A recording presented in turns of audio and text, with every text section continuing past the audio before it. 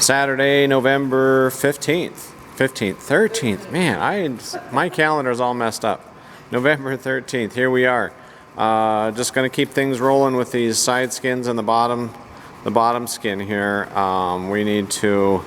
We've got the one side holes marked for the rivets on there for that side skin, and we just need to do the same thing here, get that marked up, ready to go. Then we'll fit these up. We'll do a sanity check, make sure we've got all the rivet clearance done there, make sure we're good to go there.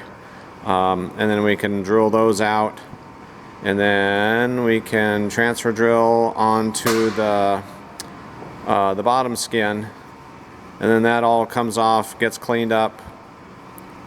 Stringers will get attached to that bottom skin. Actually, we're going to mark on that bottom skin where those stringers are going to go. Then we'll get that attached. Following that is seat rail seat adjustment installation, and yeah, don't know if we'll get that far, but see where we can get. A quick weather check here. It's a beautiful day today, except man, it is windy like crazy. We're on the back side of the hangar here, and wind's coming from the front side, so it's not too bad back here, but it's a windy day. Okay, so you can see here where we initially, when we had this skin fitted up, I just kind of rough drew a line where where the tubing is for the cage, and now I went back and I used just a flat piece of scrap aluminum, held it up against that tube, and made a mark. And it's actually a little outside of where that tube is. And so when you draw the rivet line, you're supposed to draw it 0.3 inch outside, or I guess inside of that line, of this line here. But this line is even more inside than that. So what we did on the other one was we did a 1/4 inch inside the line. So we made this dashed line here. We made the line a 1/4 inch inside of that. That's our rivet line.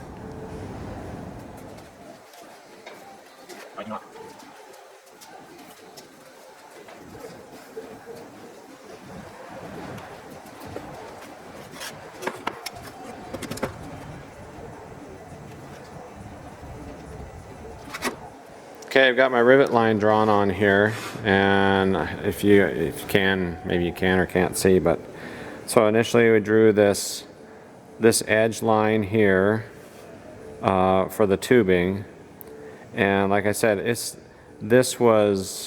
supposed to be, well, this line was actually inside of where the actual tubing line is. We put it up against the fuselage, the cage, and checked all that out. So that line is inside of there. So we went 1/4 inch inside from that. So I've got a rivet line on here, is that bottom one. And now we'll, since we already did the other side, we'll just mark those locations for rivets on this side, and then we'll fit it up and make sure that all matches up and has good clearance.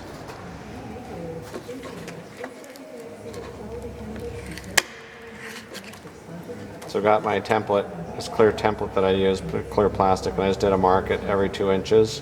I already went through and measured out the 2 inch spacing on this back side here, and now I'll just align this plastic with that. I mean, I could use a ruler, but this is a lot easier for me. I've got a rivet there. So the 2 inches from here to here, it puts it too close to the edge, so I'll measure what we did on the other one. We brought it in just a little bit from that edge because there's structure right here. So this was 1.75 inches. 1.75 from this rivet here, and then we put another rivet right here. Try that again.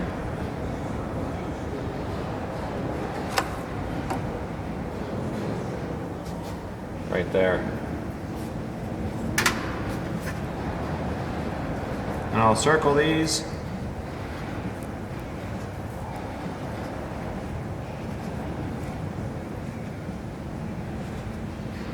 So then we can hold this up. We can put this in and make sure that our spacing is good. We're not interfering with anything.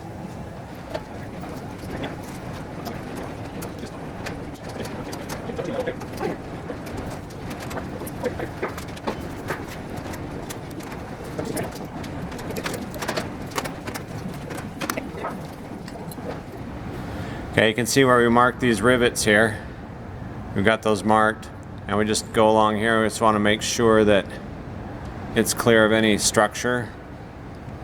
Like right there, we're clear of that. There's no rivet there. And along here. So we made sure that we don't have a rivet that's going to be hitting any of this. So we're right there. And we got another one there. It goes up there. So that's kind of what that looks like from the inside. Once I get it fit up. And this is, I think I showed this before, but these are those spacers we made out of that spare, or not spare, but that extra stock that we had, that scrap. So made spacers from that for those two pieces there. Got another one there.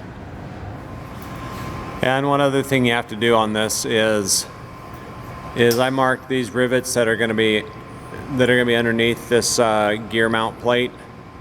So we put the mount plate in, or I guess they call it a clamp, but and they have it marked out, or they've got the rivet schedule that shows these as countersunk rivets, or not countersunk rivets. So what we'll need to do is we'll need to dimple the skin here for that rivet, that one there, that one, and flush rivet, and this one here. Now this one in the back isn't really too close to that clamp, but they've got it marked as a flush rivet, so I'll go ahead and do that. We'll make that a flush mount there. Now if you're doing a tail dragger, the gear is going to mount up there, so it's kind of the same process. If you are going to be building it as a convertible, if you're going to go back and forth between tail dragger and trike, you're going to want to flush, you're going to want to dimple those. Whichever ones you're not using, you're going to want to dimple those when you build this so that it's ready to go, so you can switch those gear around.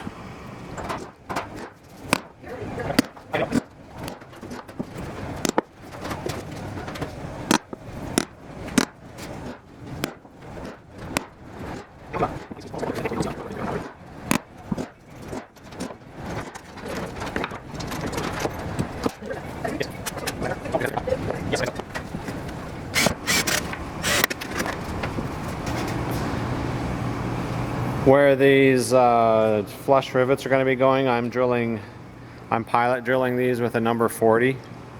I'll use a number 40 dimple tool on that, and then we'll final those up to a number 30. And the rest of these I do with a 1/8, and then we'll final those up to a number 30.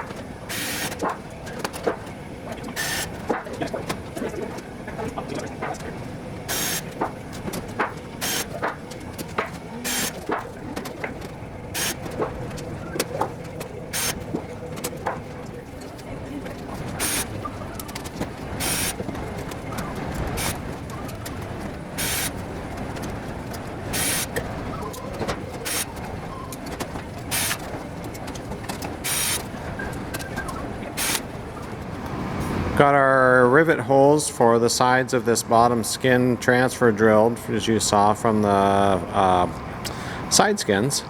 Got that done. The only thing I couldn't do is we've got these 4 holes that need to be dimpled. So I just took a Sharpie and just drew a circle up through there, through that already dimpled hole. And I got those marks. I'll center punch those. We'll pilot those a 40, and then we'll dimple those with a 40. And then once we get this back together, we'll final those up to a number 30. Yesterday I was going to tell you and I forgot. Where these holes are for the landing gear bolts, that what they have you do is you lay this skin on top, and then from the underside you take a 5/16 or a 3/8 bolt or a drill, and you go up and you just spin it to make a mark on the skin. And we had initially done that, but then when we got ready to final do this, I took this off. I just took a Sharpie, just colored this out with a Sharpie, and then we laid it back on again, and I did it one more time on there to just mark. It's a lot easier to see the mark on there, and also verify that we're still lined up with that. So that's the reason why there's those black marks on there. So that'll come off with the MEK, but we're gonna get those drilled out and dimpled.